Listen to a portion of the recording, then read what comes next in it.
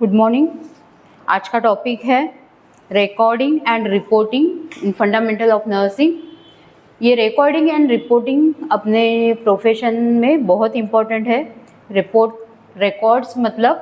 Records means a permanent written communication that documents the information relevant to client's health care management. जब भी अपने पास patient आता है तभी हम उनका असेसमेंट करते हैं। ओके, असेसमेंट करने के बाद वो डॉक्यूमेंट करके रखते हैं, एक पेपर पे लिखते हैं, जो हिस्ट्री पेपर रहता है उसके ऊपर लिखते हैं। एडमिशन पेपर पे उनका सब्जेक्टिव ऑब्जेक्टिव डाटा वगैरह रहता है। ओके, उसको बोलते हैं रिकॉर्ड्स। और ये रिकॉर्ड्स बहुत सालों तक हॉस्पिटल में रखा जाता है, okay, for legal purpose.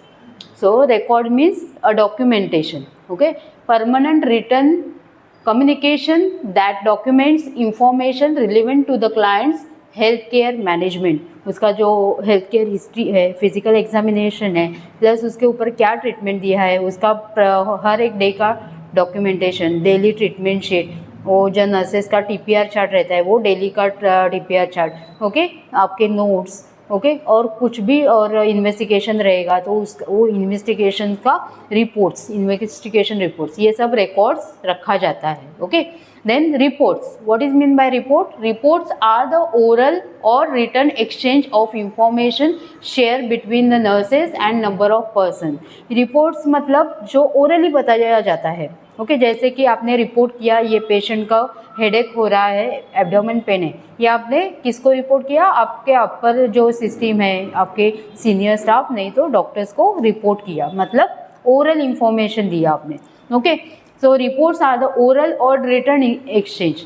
Oral information दिया और डॉक्टर्स ने रिटर्न में कुछ तो मेडिसिन उसके लिए दे दिया। ओके, ओरल और written exchange between the staff nurse and the number of person. Okay, so reports मतलब ओरल एंड रिकॉर्ड्स मतलब documentation. Okay, so the purposes of this documentation, purposes क्या है, उसके फ़ायदे क्या है डॉक्यूमेंटेशन के? First is communication. फर्स्ट क्या है? Communication. One of the important purpose of documentation is communication the information among the health care workers. It is the account of the client's history present in the health status, treatment and response of the treatment and the care provided by nursing personnel is reflected by the nursing process including assessment, diagnosis, planning, implementation and evaluation. जो communication है, communication के लिए important है। जब भी आप कुछ भी डॉक्यूमेंटेशन करते हो तो दूसरे ड्यूटी की जब भी स्टाफ आएगी, नहीं तो कौन से दूसरे वार्ड में जी कोई भी पर्सन आएगा, डॉक्टर्स नहीं तो स्टाफ, वो पेशेंट का फाइल देखेंगे और वो पढ़ेंगे, क्योंकि आपने वो डॉक्यूमेंटेशन पहले से ही करके रखा है। सो ये कम्युनिकेशन के लिए ईजी रहता है, हर एक पर्सन के लिए कम्युनिकेशन के लिए ईजी रहता है जो डॉक्यूमेंटेशन रहता है वो। ओके, जैसे आप लोग ओवर देते हो एक स्टाफ दूसरे स्टाफ को, कभी कभी बताना भूल जाते हो कि ये पेशेंट का इन्वेस्टिगेशन हमने भेजा है, पर आपने ऑलरेडी डॉक्यूमेंट करके रखा है उसमें, तो वो पढ़ के वो समझ जाते हैं आगे के स्टाफ। ओके, क्योंकि आप बताने को कभी कभी भूल जाते हो, कभी कभी इमरजेंसी रहता है, वार्ड में बहुत भागा दौड़ी रहती है, तो क्या होता है कुछ बताने का रह जाता है पेशेंट के बारे में। सो जब भी आप डॉक्यूमेंटेशन करके रखते हो तो वो इजी जाता है कम्युनिकेशन के लिए, नॉन वर्बल कम्युनिकेशन के लिए, क्योंकि आपने बताया नहीं पर वो उन्होंने फाइल पढ़ा और उनको समझ में आया कि ये पेशेंट का मॉर्निंग में इन्वेस्टिगेशन चला गया है, सीबीसी भेजा है, स्टूल रूटीन भेजा है, यूरिन भेजा है। ये आगे के स्टाफ नहीं तो डॉक्टर समझ जाएंगे कि मॉर्निंग में सब गया है, आपने डॉक्यूमेंटेशन करके रखा है। सो कम्युनिकेशन के लिए ये ईजी जाता है।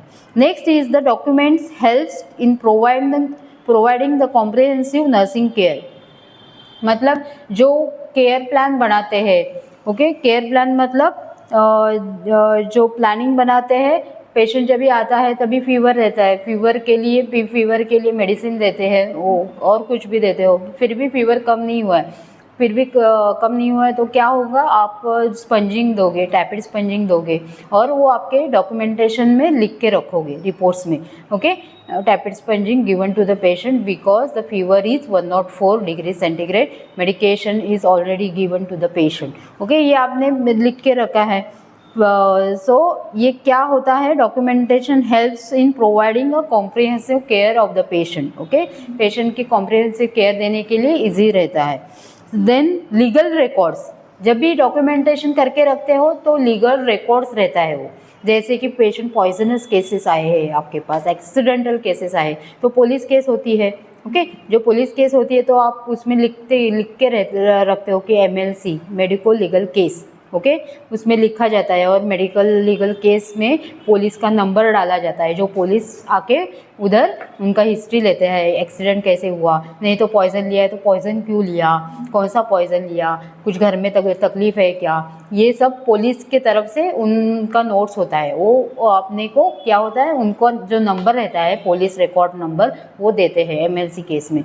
सो ये सब क्या है, लीगल डॉक्यूमेंट्स है। ठीक है, जो आगे जाके वो पेशेंट को कुछ भी तकलीफ हो सकती है, जो पॉइजन पेशेंट रहता है वो आगे जाके कुछ भी हो सकता है, डेथ हो सकती है उसका डेथ होने के बाद उसको पुलिस केस हो सकती है, बाकी का सब प्रॉब्लम्स क्रिएट हो सकता है, फैमिली कंप्लेंट्स हो सकती है।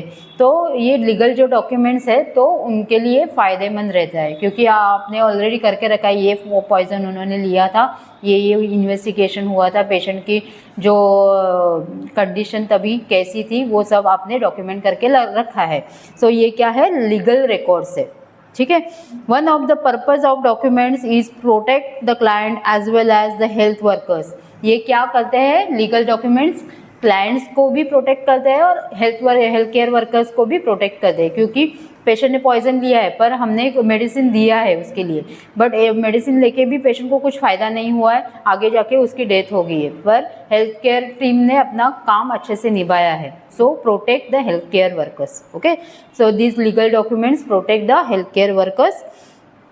Every client has a right to inform and assess the information on the chart, and the record serves as invaluable account on action of concerning the issues in question। ये records तो कभी कभी जो medico legal complaints हो जाते हैं तो ये डॉक्यूमेंट्स उनके लिए इजी रहता है to solve the problems, okay, medical legal problems. Documents is invaluable for checking the malpractices check करने के लिए भी यूज़ होते हैं। कभी कभी कुछ अच्छे से प्रैक्टिस नहीं होते हैं, जो प्राइवेट हॉस्पिटल्स रहते हैं, प्राइवेटाइजेशंस जो कम 2-3 बेड का हॉस्पिटल रहता है, ऐसे ही पेशेंट आता है और देते हैं ट्रीटमेंट, पेशेंट घर पे चला जाता है।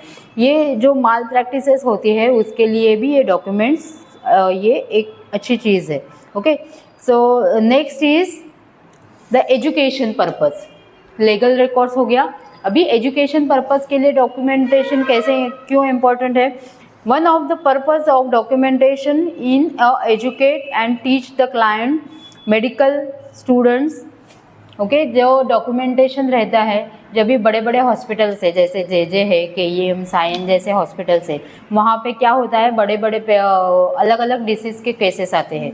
सो उधर मेडिकल कॉलेज भी है, ओके, MBBS लोगों का कॉलेज है और नर्सिंग स्कूल है, तो ये सब वहाँ पे जाते हैं प्रैक्टिस करने के लिए। तो हर एक स्टूडेंट डॉक्टर्स या सिस्टर्स को नहीं पूछता है कि ये पेशेंट कैसा है, उनकी तरफ जो फाइल होती है वो फाइल पढ़ के उनको जानकारी मिलती है कि ये क्या केस है, इनके ऊपर क्या ट्रीटमेंट चालू है। सो एजुकेशनल पर्पस के लिए भी डॉक्यूमेंटेशन इम्पॉर्टेंट है। ठीक है, the education in education one of the purpose of documentation is educate and teach the client. समझ में आया कैसे टीच करता है, जैसे कि फाइल पढ़ के, फाइल में पूरा हिस्ट्री होती है पेशेंट की, OPD बेस में पेशेंट आया था तभी उसकी कंप्लेंट्स क्या थी, वो जब आप जब हॉस्पिटल में जाएंगे उनके फाइल्स देखेंगे, अच्छे से हिस्ट्री लिखा रहता है, फर्स्ट पेज पूरा हिस्ट्री रहता है पेशेंट का। ओके, सो हिस्ट्री पढ़ के हम लोगों को समझ में आता है कि पेशेंट क्या है, क्या केस है, और उसका आगे जाके डेली ट्रीटमेंट शीट लिखते हैं डॉक्टर्स, उनके ऊपर क्या किया है, क्या ट्रीटमेंट जारी है, इंजेक्शंस क्या प्रोवाइड कर रहे हैं, मेडिकेशंस, ओरल मेडिकेशन क्या दे रहे हैं, और क्या लैब इन्वेस्टिगेशंस किया है, ये सब की जानकारी वो फाइल में बंद रहती है। सो ये एजुकेट करता है डॉक्टर्स को और स्टाफ नर्स को। ठीक है, next is research purpose. Research purpose मतलब the documentation means the written evidence और प्रूफ। डॉक्यूमेंटेशन क्या है, ये एक रिटन एविडेंस है। ओके, जो पेशेंट घर पे जाने के बाद भी अपने पास वो प्रूफ रहता है, ये पेशेंट आया था, ये साल में एडमिट हुआ था, किस कारण के लिए एडमिट हुआ था, ये जानकारी वो उनके डॉक्यूमेंट्स में रहती है। ठीक है, बहुत साल तक 10-12 साल तक ये डॉक्यूमेंट्स अपने हॉस्पिटल में एक MRD डिपार्टमेंट रहता है। MRD डिपार्टमेंट मतलब मेडिकल पेपर्स जो रिकॉर्ड, मेडिकल रिकॉर्ड डिपार्टमेंट बोलते हैं उसको, MRD। सो MRD डिपार्टमेंट में ये सब डॉक्यूमेंटेशन रखते हैं, बहुत साल तक रखते हैं। ओके, और ये रिसर्च पर्पस के लिए भी काम आता है। जैसे कि अब कुछ अलग डिसीज़ का पेशेंट अपने पास आया है, उसके ऊपर जो भी ट्रीटमेंट दिया उसका कुछ भी फ़ायदा नहीं हुआ, तो ये रिसर्च करते हैं, जो डॉक्टर्स रहते हैं वो रिसर्च करते हैं, ये पेशेंट को ये प्रॉब्लम था पर ये सब मेडिसिन दिया पर कुछ भी फ़ायदा नहीं हुआ, तो इसके लिए और कौन सा मेडिसिन देना चाहिए, ये रिसर्च करते हैं वो लोग। ओके, साइंटिस्ट लोग। ठीक है, नेक्स्ट इज़ ऑडिट। ऑडिट मतलब 5 साल के बाद हर एक हॉस्पिटल का ऑडिट होता है। ओके, ऑडिट में देखा जाता है इतने साल में कितने पेशेंट एडमिट हुए, कितने डिस्चार्ज हुए, कितने डेथ हो गए। ओके, सो ये सब रिकॉर्ड रहता है, ये ऑडिट में पूछा जाता है, कितने सर्जरीज हो गए, कितने मेजर सर्जरी, कितने कार्डियक सर्जरीज, कितने जनरल सर्जरीज ये हॉस्पिटल में हुए हैं। ओके, कितना डेथ रेट कितना है, बर्थ रेट कितना है हॉस्पिटल का, ये ऑडिट में पूछा जाता है। ओके, सो ऑडिट के लिए ये डॉक्यूमेंटेशन ज़रूरी है। ओके, जब भी हम लोग डॉक्यूमेंट करके रखेंगे तभी ये सब डाटा हम लोग को 5 साल के बाद मिलेगा कि इतने पेशेंट एडमिट हुए थे 2022 में, इतने पेशेंट एडमिट हुए थे अपने पास, इतने पेशेंट डेथ हो गए, इतने पेशेंट बर्थ हो गए अपने हॉस्पिटल में। ये पूरा रिकॉर्ड कभी मिलेगा जब भी हम लोग अच्छे से डॉक्यूमेंट, डेली डॉक्यूमेंटेशन अपना अच्छा रहेगा, तो ये आगे जाके हम लोगों को ऑडिट में काम आता है। ठीक है, सो पर्पसेस क्या है डॉक्यूमेंटेशन के? Communication, documents help in providing the comprehensive nursing care, legal records, education purpose, research and audit purpose. Okay, next आता है guidelines for recording, reporting. Guidelines क्या क्या है, कैसे आपका रिकॉर्डिंग और रिपोर्टिंग कैसा रहना चाहिए? First is the effective documentation requires use of common vocabulary, legibility, neatness, factual accuracy, completeness and currentness and organization necessary रहता है जब भी आप रिपोर्ट और रिकॉर्ड लिखते हो।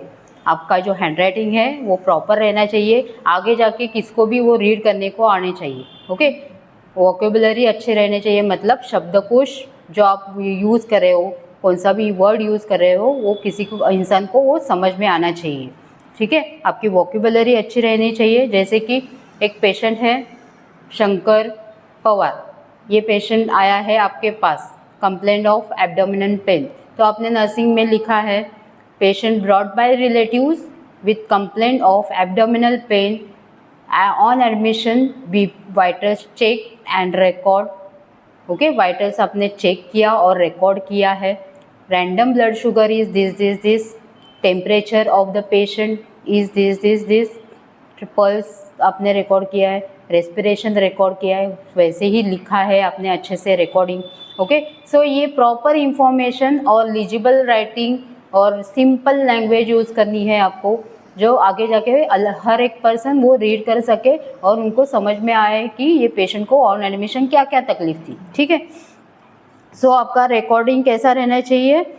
कंप्लीटनेस, एक्यूरेंसी, वोकेबुलरी अच्छी रहनी चाहिए, लीजिबल राइटिंग रहनी चाहिए। ओके, जैसे कि लीजिबिलिटी मतलब return the information must easily readable, आगे जाके अच्छे से रीड करने को आना चाहिए हर एक पर्सन को, without any chance of error, कुछ भी एरर उसमें नहीं रहना चाहिए। जैसे कि पेशेंट को शुगर उसकी हाई है ऑन एडमिशन, तो आपने कुछ भी ट्रीटमेंट नहीं दिया, उधर लिखा ही नहीं है इंसुलिन इज गिवन, ये लिखा नहीं है, तो ये क्या हुआ? एरर हुआ, मेडिकल एरर। ओके, पेशेंट का शुगर ऑन एडमिशन इतना हाई था, ब्लड शुगर, पर आपने कुछ ट्रीटमेंट ही दिया नहीं है, इंसुलिन दिया है पर उधर लिखा ही गया नहीं है, आपके रिकॉर्ड्स में कुछ भी एंट्री नहीं है उसका रिकॉर्ड जो आपने ट्रीटमेंट दिया है, insulin given to the patient, ऐसे कुछ भी रिकॉर्ड नहीं है, नहीं तो डेली ट्रीटमेंट शीट में डॉक्टर भी लिखने को भूल गए। सो ये क्या हुआ? मेडिकल एरर हो गया। ठीक है। सो लीजिबिलिटी चाहिए हर एक चीज़ में। For example, client is unconscious, his vital signs are normal range. Patient unconscious stage में अपने पास आया, अनकॉन्शियस मतलब बेशुद्ध अवस्था में अपने पास आ गया है, तो आपने लिखा his vital signs are normal. ऐसे हो सकता है, पेशेंट आया है अनकॉन्शियस स्टेज में, आपने वाइटल्स लिखा नॉर्मल है वाइटल्स, ऐसे कभी हो सकता है। हियर द एरर, इधर क्या है, एरर हो गया, ओके, क्योंकि पेशेंट अनकॉन्शियस है तो उसमें कुछ तो प्रॉब्लम होगा, उसका बीपी हाई हो सकता है, पर आपने लिखा vitals signs are normal. Vitals मतलब पीपीआर, बीपी एंड रेस्पिरेशन सब नॉर्मल करके लिखा, तो ये क्या हो गया, मेडिकल लीगल एरर हो गया, ठीक है। सो ये इसको बोलते हैं लीजिबिलिटी। नेक्स्ट है accurate. For hospital setting as well as research purpose, accuracy is important, quality of documentation is important, use the medical terminology with correct spellings। ये जब भी रिकॉर्ड्स लिखते हो तो आप मेडिकल टर्मिनोलॉजी यूज़ करना है, ओके। आपने लिखा टेम्परेचर, बीपी, पल्स रिकॉर्डिंग, ऐसे नहीं लिखना है, vital signs recorded, check and recorded, okay. ये आपका करेक्ट वर्ड आपने यूज़ किया, आप हर एक चीज़ अलग अलग नहीं लिख सकते। सो ये सब temperature, pulse, respiration, blood pressure के लिए एक वर्ड यूज़ करना है, vital signs are recorded, okay. So correct word use करना है, प्रॉपर मेडिकल वर्ड यूज़ करना है, समझ में आया। Patient cap NBM, okay. NBM मतलब नील बाय माउथ, पेशेंट को कुछ खाने को नहीं दिया, ऐसे पूरा वर्ड नहीं लिखना है, patient cap NBM, nil by mouth, ये medical word, okay. Avoid using a judgmental language such as good, poor, bad, seem, okay। Judgmental language नहीं यूज़ करनी है कि patient condition is good, bad, okay. Patient general condition is bad, okay, patient general condition is bad, okay, ऐसे लिखना है। Incorrect मतलब इधर लिखा है, एक एग्जांपल दिया है आपको। Incorrect means client took 1 glass of water, ऐसे नहीं लिखना है, दैट इज इनकरेक्ट, ओके। कैसे लिखना है आपको, करेक्ट सेंटेंस क्या है, client took 250 ml of water, client took 100 ml of water, okay. ये आपका एक्यूरेट रिकॉर्डिंग हो गया। Next is completeness. कंप्लीटनेस मतलब ऑलवेज मेक कंप्लीट सेंटेंस, जो आप लिख रहे हो वो अच्छे से कंप्लीट सेंटेंस लिखना है, आधा सेंटेंस नहीं लिखना है। Never leave the space between the lines, जो आप लिख रहे हो बीच में कुछ भी फिल इन द ब्लैंक्स नहीं छोड़ना है। Never keep the space between the lines. Even the picture can be drawn if needed. कभी कभी डॉक्टर्स क्या करते हैं, पिक्चर ड्रॉ करते हैं, ओके। जो हिस्ट्री लेते हैं डॉक्टर्स ओपीडी में, पेशेंट में एब्डोमिनल कंप्लेंट्स से आता है तो वो एब्डोमिनल रीजन्स का पिक्चर ड्रॉ करते हैं और लिखते हैं, पेशेंट कंप्लेन करता है मुझे इधर पेन हो रहा है, तो इधर वो साइन करते हैं कि patient abdominal pain, complain of abdominal pen, किधर पेन हो रहा है ड्रॉ करके वहाँ पे दिखा देते हैं actual site of pain, okay. So ऐसे हिस्ट्री में लिखा रहता है, ठीक है। ड्रॉ करते हैं कि जो आप बड़े बड़े हॉस्पिटल में जब जाओगे KEM साइन जैसे, तभी उनका हिस्ट्री प्रॉपर रहता है, ड्रॉ करते हैं, डायग्राम ड्रॉ करते हैं। नहीं तो थायराइड का पेशेंट है तो थायराइड के पेशेंट के लिए नेक का डायग्राम ड्रॉ करते हैं और यहाँ पे थायराइड दिखा देते हैं, ओके। थायराइड है, एनलार्जमेंट ऑफ थायराइड ग्लैंड्स, मतलब गॉइटर हुआ है, वो बढ़ गया है, ओके। वहाँ पे लिखते हैं enlargement of thyroid glands.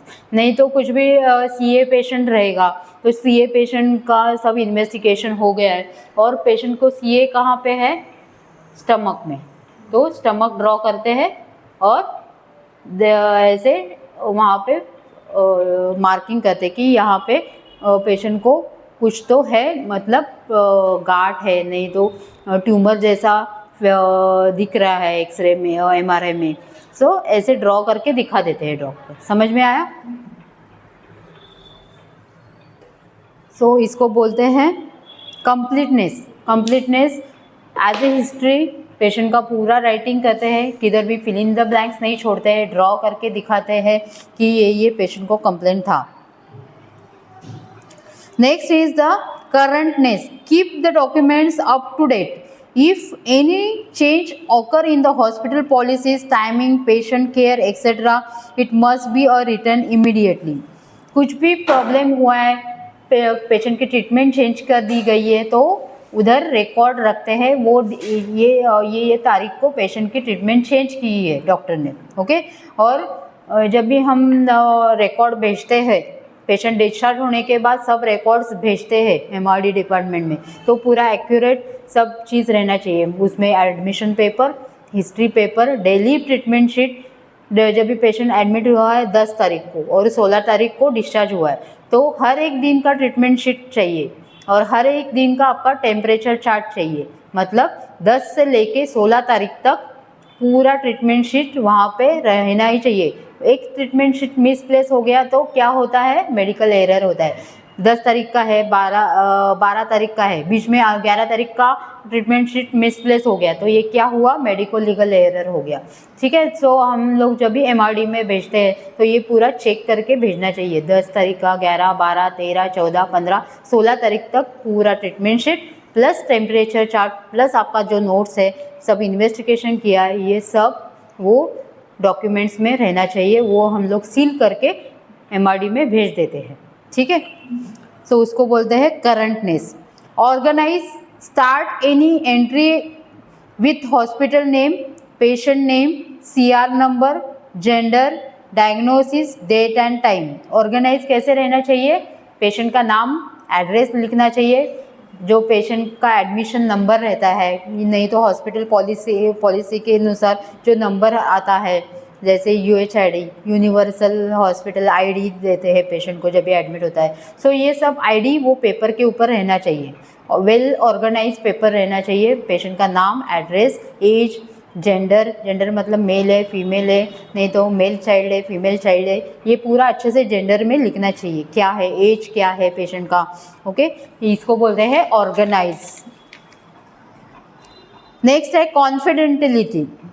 Confidentiality, this is very important to treat all the clients information in confidential and professional manner. जो कॉन्फिडेंशियलिटी रहती है वो very important to all the patient who are treating in the hospital. It is and legal documents should be available to the client's healthcare team. It is nurse important responsibility to protect the privacy and confidentiality of the client interaction, assessment and care, as documents are used for education and research purpose. ये documents आगे जाके क्या होता है, इसका education and research purpose के लिए use किया जाता है। तो कॉन्फिडेंशियलिटी मेंटेन करनी है पेशेंट की, ओके। आगे जाके ये पेशेंट को ये HIV है तो इसके साथ बिहेवियर आगे जाके कोई लोग अच्छा नहीं करेंगे, क्योंकि पहले उनका रिपोर्ट कॉन्फिडेंशियल था, पर आगे जाके जब भी एजुकेशनल पर्पस के लिए यूज़ करते हैं तो उनको पता चलता है कि सब लोगों को, सब स्टूडेंट्स में बात फैलती है कि ये पेशेंट HIV पॉजिटिव है, तो उनको वो लोग वैसे ही देखते हैं वो पेशेंट को। सो कॉन्फिडेंशियलिटी मेंटेन करने की रिस्पॉन्सिबिलिटी किसकी है, staff nurse and other health team members. Then factual मतलब a record contain a descriptive and objective information about the nurse gained through her sense. Document the findings with supportive factual data. Avoid the words such as appear, seems, properly. Documentation needs a clear explanation of the nurse's observation of a client's behavior. It is also best document the patient client exact words within the question mark, okay।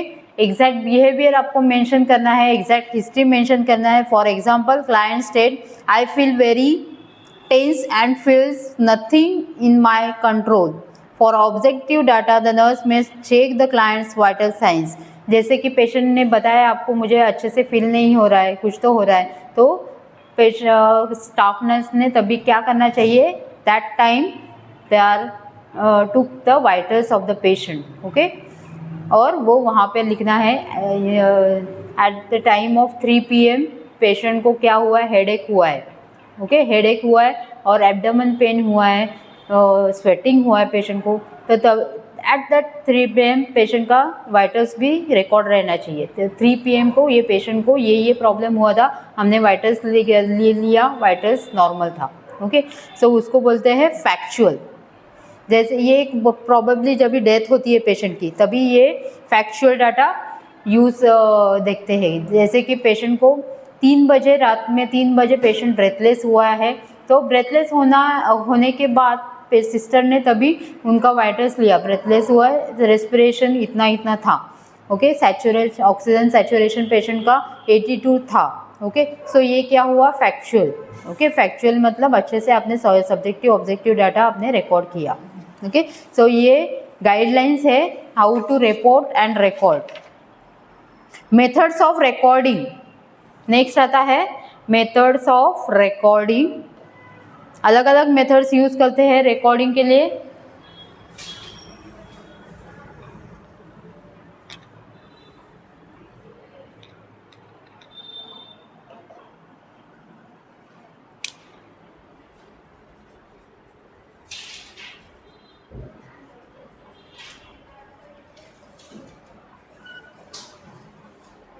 Methods of recording. Record and report must be accurate, factual, complete, current and confidential. ये हमने guidelines में देखा है कैसे रहना चाहिए records, accurate रहना चाहिए, कंप्लीटनेस रहना चाहिए उसमें, and factual, confidential and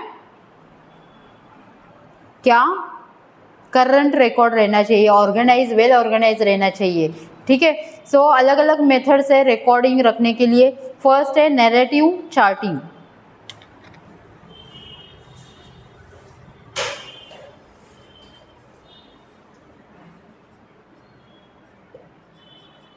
Narrative charting. This is the traditional methods of recording nursing care. It is story format that describe the client's status, interventions, treatments, and client response to the treatment. Nowadays, it is replaced by other format because the time-consuming writing and difficulty in retrieving the data, disorganized in flow of care. Narrative charting मतलब patient का पूरा history, okay, patient का पूरा history. Subjective objective data, subjective data मतलब जो patient का नाम है, जेंडर है, कहाँ पे रहता है, कितने फैमिली मेम्बर्स है, इसको बोलते हैं subjective data. Then objective data and history, assessment of the patient, patient का डेली ट्रीटमेंट क्या है, ओके, आपने रिकॉर्डिंग टेम्परेचर TPR चार्ट में क्या रिकॉर्ड किया है, और प्लस आपका नोट्स, ये सब है नैरेटिव चार्टिंग, ओके। नेक्स्ट है source oriented charting.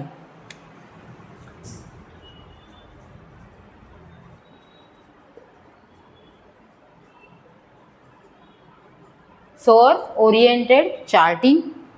This is the descriptive records done by each member of the healthcare team on separate record.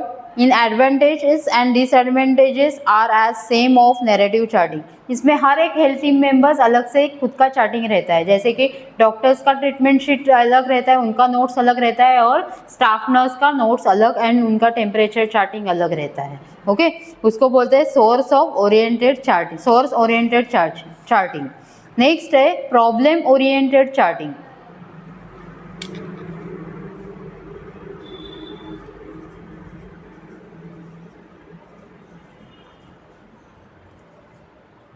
Problem oriented charting.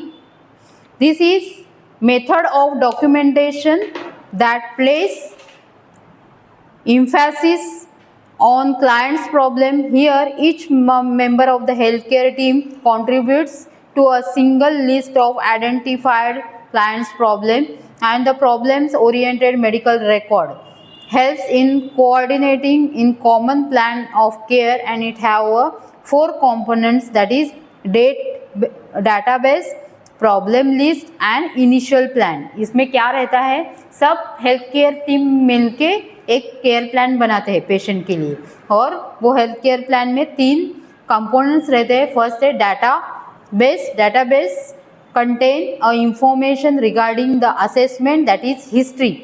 इसमें क्या रहता है? डाटाबेस।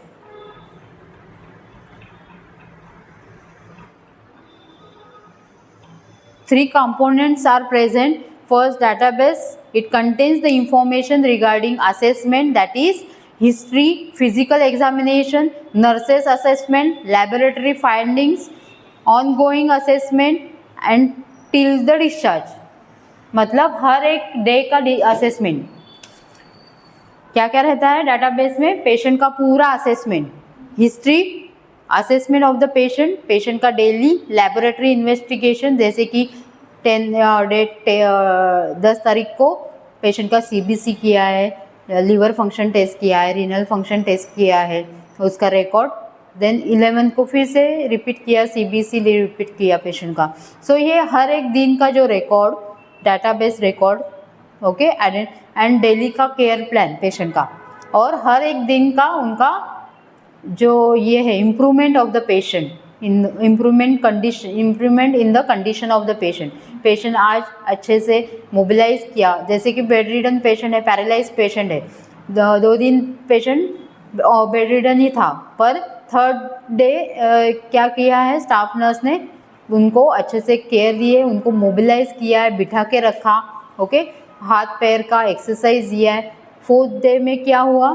फिजियोथेरेपी आई, फिजियोथेरेपिस्ट ने क्या किया? अलग से एक्सरसाइज लिया, पेशेंट के अंदर अलग से मूवमेंट्स दिखाई दिए, हाथ पैर हिलाना स्टार्ट किया है। सो हर एक दिन का केयर प्लान इसमें मेंशन किया जाता है पेशेंट का, ओके। देन प्रॉब्लम लिस्ट, इसमें थर्ड कंपोनेंट है problem list. Problem list based upon the database base list of the problems, that is physiological, social and spiritual, cultural, environmental, etc. It leads to a chronological order. The nurses use the Nanda terminology in writing a client's problem as nursing diagnosis. ये है nursing diagnosis है। ये इस nursing diagnosis के ऊपर मैं अलग से लेक्चर लूँगी, how to diagnose nursing diagnosis, okay. So इसके ऊपर अलग से मैं लूँगी लेक्चर।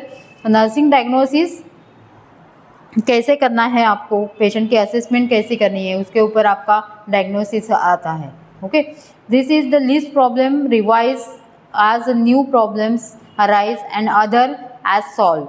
पेशेंट आता है पैरालाइज के लिए, पर उसके लिए उसका अदर प्रॉब्लम अराइज होता है, जैसे कि बेड सोर हो गया, पेशेंट कंटिन्यू बेड रिडन रह के बेड सोर हो गया, that is written in the problem list, okay.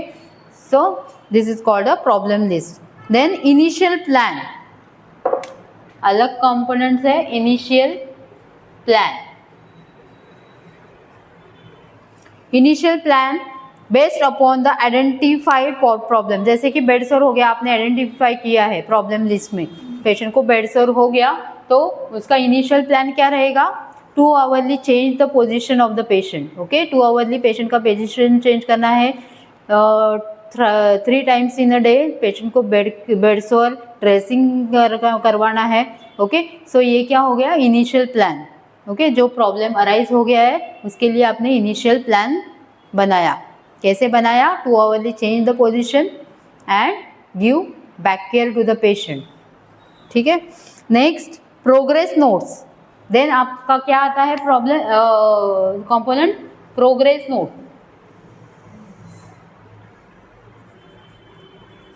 मतलब ये इनिशियल प्लान देने के बाद कुछ प्रोग्रेस है या नहीं, बेड सोर कम हो रहा है, धीरे धीरे बेड सोर कम हो रहा है, ओके, वो जख्म भर रही है, ओके, ये क्या हो गया? Progress. Progress notes, the health team health team members will evaluate and record the progress of the client's problems. Information can be expressed in various formats such as SOAP or SOAP, मतलब subjective data, objective data, assessment, plan, interventions and evaluation. SOAP मतलब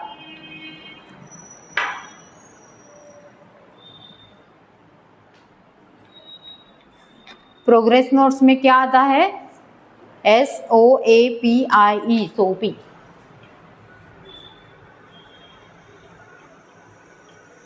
Subjective data, objective data, assessment, plan, interventions and evaluation. Okay, ये सब progress notes में आता है. जैसे कि subjective data लिया पेशेंट का, ऑब्जेक्टिव असेसमेंट किया, केयर प्लान बनाया, इंटरवेंशन है, उसके बाद में evaluation of the patient. Okay, next PIE. PIE मतलब problem, interventions and evaluation. Fourth is PIE charting. ये सब मेथड्स है, रिकॉर्डिंग का मेथड्स. PIE चार्टिंग मतलब problems, interventions and evaluation charting. Has a nursing origin. The key of components of this system are assessment flow sheet and nursing progress notes with the plan of care. इसमें आपका daily का जो notes है, progress notes है, वो आता है इसमें PIE में. ठीक है. नेक्स्ट है फोकस चार्टिंग.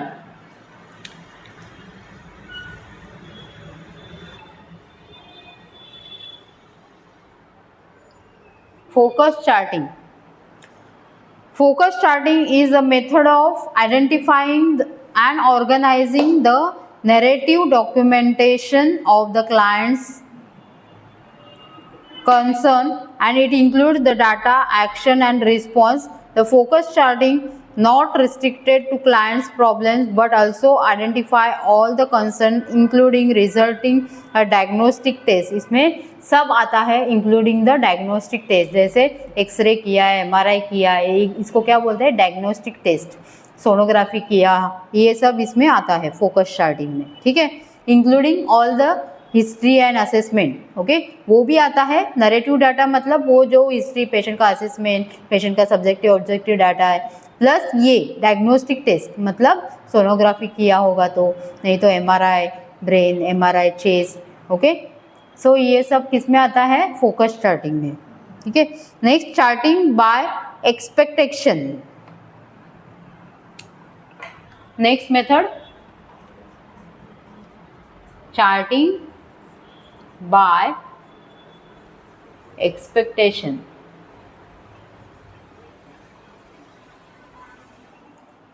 एक्सपेक्शन.